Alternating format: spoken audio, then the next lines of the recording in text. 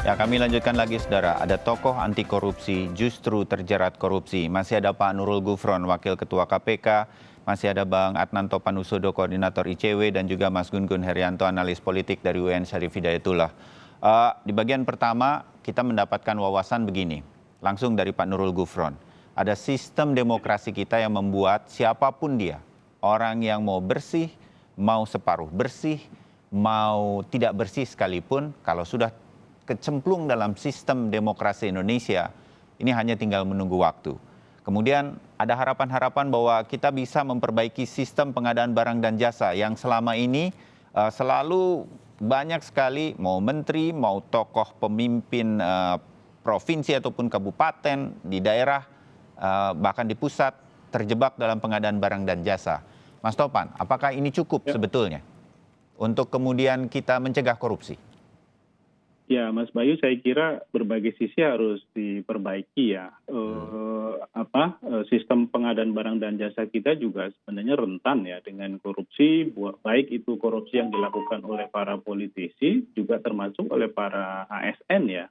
Ya. Dan upaya-upaya perbaikan itu setidaknya juga sudah memberikan angin segar ya. Misalnya yang dilaporkan oleh LKPP itu kan biaya efisiensi ya dari pengadaan barang dan jasa di Indonesia juga meningkat gitu ya secara cukup drastis. Ada beberapa hal yang saya kira perlu tetap kita dorong, akan tetapi memang tidak cukup kalau hanya di sektor-sektor tertentu saja. Ini harus ada pendekatan holistik, termasuk kalau bicara mengenai sekali lagi para pejabat politik yang terlibat korupsi, ya ini bicara soal bawaannya dari mana gitu ya proses ini sampai ke tingkat itu. Nah, kalau di dalam konteks negara maju, partai itu kan dibiayai oleh rakyatnya, oleh pemilihnya gitu ya. Ya. Tapi di negara seperti kita, politisi yang membiayai pemilihnya gitu ya, dengan berbagai macam bentuk hubungan-hubungan patrimonial yang sudah berkembang sejak lama. Atau money politik kita menyebutnya. Semacam itu. Nah, oleh karena itu kan kita nggak mungkin ya mengandaikan para pemilih mensupport partai politik lewat pendanaan. Ya. Oleh karena itu posisi pemilih harus diwakilkan oleh negara. Sebenarnya dorongan untuk perbaikan itu sudah dilakukan juga. Hanya saja partai politik ini kan juga sebagai institusi punya resistensi besar ya untuk didorong perbaikannya. Salah satu yang juga sudah digagas oleh KPK, misalnya sistem integritas partai politik, itu juga sudah merupakan sebuah kajian cukup panjang dan dalam ya, yang melibatkan juga LIPI gitu. Tapi juga kan toh usulan-usulan KPK mentah gitu ya, dan ditolak oleh para pemimpin partai untuk adanya perbaikan. Jadi memang usaha-usaha itu terbentur sekali lagi pada tembok kekuasaan partai yang sifatnya oligarkis ya, yang memang institusi partai ini selama ini hanya digunakan sebagai kendaraan oleh para elitnya, sehingga kalau ada yang loncat-loncat dari partai A, partai B, ya itu biasa karena partai hanya sekedar kendaraan saja. Dia bukan sebagai sebuah alat ideologis ya untuk mencapai tujuan-tujuan kekuasaan yang sebenarnya baik. Gitu. Nah, saya kira ini yang harus jadi refleksi dan tidak cukup memang KPK saja. Karena upaya-upaya KPK itu kan adalah upaya-upaya yang sifatnya menjangkau pada hal yang di bawah kendali dan kewenangannya. Satu lagi misalnya kalau kita bicara soal aspek penegakan hukum yang dilakukan oleh KPK, itu pun kan juga hanya menjangkau wilayah-wilayah yang mungkin para pelakunya lengah, ya, para pelakunya juga mungkin tidak terlalu cukup backup politiknya sehingga ya bisa dijerat, dan oleh karena itu siapapun menjadi potensial, termasuk orang yang dianggap sebagai sosok anti korupsi. Saya kira itu Mas Bayu. Ya, partai politik. Mas Gun, ini partai politik menjadi salah satu kunci. Kita pernah bahas ini bersama Mas Topan juga, Mas Gun juga begitu ya. PDI Perjuangan ketika tahu salah satu orang yang dikader oleh mereka kemudian dipilih untuk menjadi gubernur di Sulawesi Selatan, NA atau Nurdin Abdullah ini juga sudah menyatakan akan melakukan perbaikan ke dalam. Kira-kira seperti itu. Kita catat nih, Mas Gun. Koreksi juga catatan saya dan juga ingatan kepada masyarakat, kepada penonton, pemirsa Sapa Indonesia. Halo Mas Gun? Ya, halo. Oh, masih ya tersambung. Ya. Kemensos, ini adalah kader PDI Perjuangan. Kementerian Kelautan dan Perikanan, kader Gerindra. Ini juga adalah kader dari beberapa partai politik. Pak Nurdin Abdullah diusung oleh PD Perjuangan dan juga PKS begitu. Partai politik memegang peranan penting kemudian di sini. Bagaimana menurut apa perbaikan yang memang harus betul-betul dilakukan oleh partai politik, tidak cuma jargon untuk kemudian membenahi korupsi? Mas Gun. Iya, Mas Bayu, saya pikir memang proses distribusi dan alokasi orang ke sejumlah jabatan publik oleh partai itu menjadi salah satu hal yang krusial untuk diperbaiki, terutama oleh... Saya tambahkan sedikit begini, ini adalah orang-orang terbaik partai. Mereka taruh di posisi-posisi terhormat, tapi korupsi di tengah pandemi. Benar nggak catatan saya? Iya, Ini kan mengecewakan kita semua, Mas Gun. Iya, Mas Bayu, saya ingin mengatakan begini, Mas. Partai itu bukan hanya soal mendistribusikan dan mengalokasikan, tapi juga harus punya kontrol di internal. Jangan sampai justru partai menjadi bagian dari masalah, gitu ya. Maksud saya, misalnya memberikan justru dukungan untuk melakukan tindak pidana korupsi, begitu. Meskipun tentu di backstage begitu, itu yang kemudian harus kita juga kasih catatan. Contoh misalnya yang paling sering terjadi itu dalam proses kandidasi. Jangan sampai misalnya juga partai membebani calon kepala daerah itu dengan mahar tinggi misalnya, sehingga itu bisa jadi entry point juga bagi si kandidat untuk mencari uang. Dan mencari uang kan bukan dari partai, karena partai tentu tidak punya uang. Nah, dia akan mencari dari pengusaha. Pada saat ada pengusaha yang deal, nah itu tentu jadi beban di masa mendatang gitu, karena no freelance kan, dan proses itu di kemudian hari menjadi masalah. Itu yang pertama, Mas Bayu. Kemudian yang kedua, di sistem pemilu kita, itu juga harus terus diperbaiki. Contoh misalnya dalam pendanaan kampanye. Kampanye kita ini berbiaya tinggi kan, sehingga proses itulah yang kemudian juga seringkali menyeret mereka yang kemudian menjadi kandidat tuh mencari banyak sekali uang ya untuk membiayai kampanyenya. Dan itu lagi-lagi kembali ke yang memiliki uang dan jaringan bisnis itulah yang kemudian masuk. Dalam hal ini pengusaha begitu ya? Pengusaha, dan makanya jangan heran juga ketika misalnya itu jadi satu paket gitu ya, si kepala daerah yang terpilih dengan patron di bisnis yang kemudian akhirnya penetrasi ke sejumlah proyek pada saat kepala daerah ini sukses memenangi kontestasi. Dan yang ketiga baru ini yang hubungannya dengan manajemen birokrasi, good governance ya. Tadi misalnya persoalan pengadaan barang, kemudian bagaimana manajemen ASN, bagaimana misalnya izin satu pintu begitu ya, kemudian ya yang teknologi yang bisa support misalnya e-budgeting yang bukan hanya formalistik gitu ya. Kemudian juga tentu dalam konteks ini diharapkan partisipasi warga masyarakat untuk menjadi. Berarti kan gini Mas Gun, berarti gini, saya ingin memudahkan bagi pemirsa Sapa Indonesia. Kalau saya menjadi kandidat gubernur DKI Jakarta, Mas Gun pengusaha, kita kong kali kong sebutlah begitu. Mas Gun sebagai pengusaha bantu saya dalam kampanye. Nanti proyek-proyek akan dapat kalau saya menjadi gubernur. Kira-kira ini sudah terjadi, begitu kan? Dan ini terus terjadi. Itu modusnya umum begitu. Yang common sense ya. Semua orang udah tahu sepertinya. Ya, nah hal-hal inilah yang kemudian terus terjadi di dalam sistem demokrasi kita. Kelindan seperti ini, bagaimana kita memutusnya? Bagaimana kita membuat aturan-aturannya sehingga tidak terjadi lagi? Apa yang harus kita ubah lebih dulu, Mas Gun? Menurut saya gini Mas, sistem yang kemudian untuk melakukan pengawasan itu harus diperkuat, Mas. Ya, kenapa? Karena sekarang orang belum aja kuat, Mas Gun, ya? hanya bicara soal itikat aja nggak cukup tuh, Mas. Ya kan?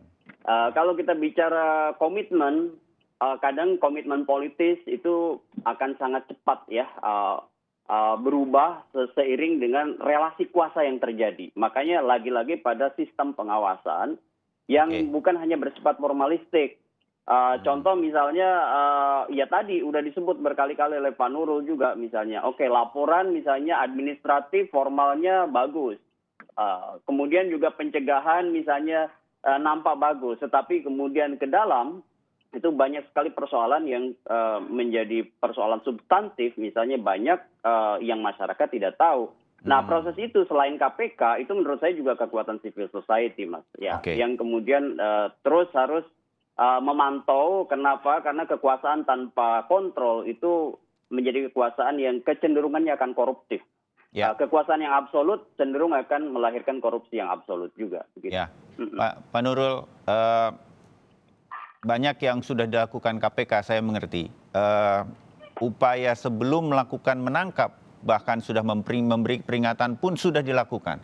Tapi tidak jera-jera juga dan masih terus terjadi. Kalau menurut KPK, Pak Nurul, apa sebetulnya yang mesti dilakukan? Kita tahu bukan hanya KPK, tetapi apa usulan KPK agar kelindan seperti yang tadi kita sudah jelaskan bersama ini bisa berhenti? Paling tidak bisa lebih jelas pengawasannya, Pak Nurul. Ya, bagaimana dipertanyakan dari awal, Anda mempertanyakan apakah benar tadi headline Kompas mengatakan bahwa ada perbaikan dalam PBJ. Apakah kemudian Pengadaan barang dan jasa, ya. Ya, PBJ tersebut kemudian mampu mengurai dan kemudian setidaknya mengurangi lah. Kami melihat begini faktanya. Sistem demi sistem itu di hadapan orang-orang yang sudah bermotif untuk kemudian mengumpulkan duit dalam proses politik, misalnya untuk mengembalikan mahar atau juga persiapan untuk masa yang akan datang, sistem-sistem itu semuanya hanya tantangan, Mas. Karena toh semuanya sistem-sistem itu kan dibangun dan kemudian tetap pelaksananya juga di tangan manusia gitu ya. Itu yang terjadi. Jadi dari Perpres tentang pengadaan barang dan jasa itu sudah direvisi berulang kali. Dan faktanya kemudian tetap jebol gitu. Artinya apa? Sesungguhnya bagi orang-orang yang sudah memiliki motif, maka hukum dan sistem administratif itu hanya tantangan. Itu yang kami rasakan. Kalau begitu apa yang bisa membuat mereka paling tidak lebih sulit lagi untuk melakukan ini, Pak Nurul? Lah ya itu, saya sepakat sih bahwa tentu kita harus memiliki komitmen bersama, tidak hanya kemudian KPK, tidak hanya civil society, tapi juga civil society harus mendidik masyarakat secara lebih luas. Karena faktanya politik kita rusak dan kemudian tidak berhasil memilih pemimpin-pemimpin berintegritas itu juga bukan hanya karena parpolnya, tapi juga masyarakat kita. Jadi survei dari KPK, indeks perilaku anti korupsi kita, ada 2 yang saat ini merisaukan kita. KPK itu mensurvei perilaku apakah mereka, misalnya pertanyaannya apakah bagi masyarakat pada saat pilkada atau pemilu-pemilu itu mereka mendapat amplop, mendapat sembako, apakah menurut mereka biasa? Itu 90% sudah mengatakan biasa. Kalau sudah mengatakan biasa, maka kemudian dianggap tidak tabu lagi. Ini yang mengakibatkan sehingga proses politik itu berbiaya tinggi, bukan hanya mahar politiknya, bukan kemudian hanya kemudian membangun konstituen, tapi juga memang konstituen saat ini juga menunggu. Nah, ini yang kami berharap sekali lagi ICW maupun Mas Gun-Gun maupun dunia pendidikan tinggi mestinya merisaukan ini semua gitu. Ini adalah penyakit bangsa kita saat ini. Bukan, jadi mohon maaf, jangan hanya dicaci maki koruptornya ya. Koruptor jelas bersalah iya. Tapi ini penyakit yang sedang kronis dan sistematis bagi bangsa kita gitu. Oleh karena itu tidak cukup kemudian kita hanya menangkap saja, tapi semuanya yang sudah melakukan tindak pidana korupsi tentu oleh KPK tetap akan kami tangkap. Tapi masyarakat perlu juga dididik gitu. Civil society, NGO itu kemudian juga harus bergerak bukan hanya mengawasi penguasa, tapi juga mendidik masyarakat bahwa kita tidak akan keluar dari masalah ini kecuali masyarakat juga kemudian tidak permisif terhadap amplop maupun sembako pada saat pilkada. Bahkan anggap ini kan 5 tahun sekali, Pak, gitu. Kapan lagi kami akan dapat? Itu yang merisaukan kita. Dimengerti, Pak Nurul. Mas Tovan, bagian akhir dari Anda. Kita masih punya harapan pada masyarakat kita untuk bisa mengerti dan melakukan perbaikan-perbaikan ini semua. Ya, Mas. Saya kira satu hal yang juga perlu kita perbaiki ya, itu adalah bagaimana sistem ya regulasi juga harus mendorong lebih keras praktek-praktek politik uang yang terjadi dalam pemilu dan kontestasi politik. Ya. Saya kira ini kan juga ruang yang masih sangat terbuka lebar ya, dilakukan oleh siapapun, dan kalaupun kemudian ada efek jera karena fungsi-fungsi pengawasannya berjalan seperti Bawaslu, itu yang kenakan pemain lapangan saja yang mendistribusikan. Ya. Tapi siapa yang punya sepakat. uang dan lain-lain itu saya kira juga kan tidak pernah terjangkau gitu. Jadi kembali lagi ini ada banyak peluang yang masih kita bisa dorong supaya praktek-praktek koruptif ya yang berkembang di masyarakat atau yang terjadi di partai politik itu bisa juga dikelola dengan lebih baik sehingga tidak banal seperti hari ini gitu ya ketika semuanya dianggap diperbolehkan. Saya kira itu Mas. Ya, baik. Mudah-mudahan pelan tapi pasti kita menuju ke sana. Kita masih jauh dari memerangi korupsi, tapi ini perang kita bersama. Pelan-pelan. Ya, kita masih akan terus memperbaiki ini semua. Terima kasih untuk diskusi pada pagi hari ini. Terima kasih Pak Nurul Gufron, Wakil Ketua KPK, Bang Adnan Topan Husodo, Koordinator ICW, dan Mas Gun Gun Herianto, analis politik dari UIN Syarif Hidayatullah.